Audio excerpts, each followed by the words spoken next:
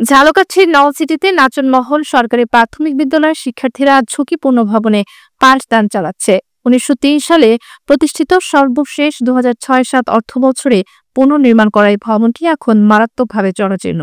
শিক্ষার্থীরা জানান, শ্রেণীকক্ষে বসে সবসময় আতঙ্কে থাকতে হয়। উপর থেকে পলেস্তারা খসে পড়ার সম্ভাবনা রয়েছে। অভিভাবকরা বলছেন, শিক্ষার মান ভালো হয়, সন্তানদের ভর্তি করেছেন, তবে ভাঙা ভবনের কারণে সারাক্ষণ দুশ্চিন্তা রয়েছে। বিদ্যালয়ের ভবন ভেঙে পড়েছে, তাই আমাদের একটি নতুন ভবন তৈরি করা খুবই জরুরি।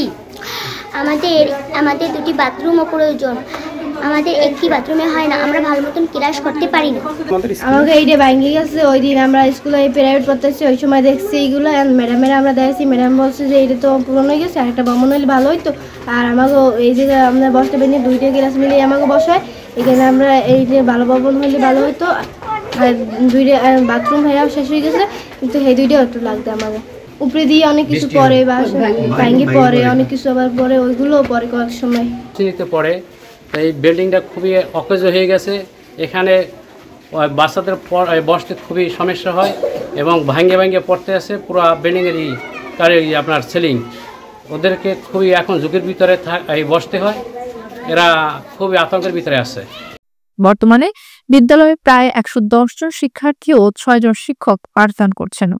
পাশের একতলা ভবন যথেষ্ট না হয় দুটি শ্রেণীর পাঠদান একই কক্ষে করতে হচ্ছে। ভারপ্রাপ্ত প্রধান শিক্ষিকা মোসাম্মদ শিউরি পারভিন জানান, ভবনের ছাদ থেকে কিছুদিন আগে পলেস্তারা খসে পড়ে। সৌভাগ্যক্রমে তখন স্কুল বন্ধ ছিল, বড় দুর্ঘটনা এড়ানো গেছে। বর্তমান সমস্যা, ভবনের সমস্যা। ১ নং ভবন জরাজীর্ণ, যে কোনো সময় ভেঙে পড়তে পারে। সিলিং হঠাৎ করে শুক্রবার দিন পড়ছে, আল্লাহর রহমত। যদি ক্লাস চলাকালীন সময় পড়তো তাহলে তো আমার অনেক সমস্যা হয়ে যেত, বাচ্চারা অ্যাক্সিডেন্ট করতে পারতো। আল্লাহ রহমত করছে যে শুক্রবার দিন পড়ছে, বন্ধ ছিল।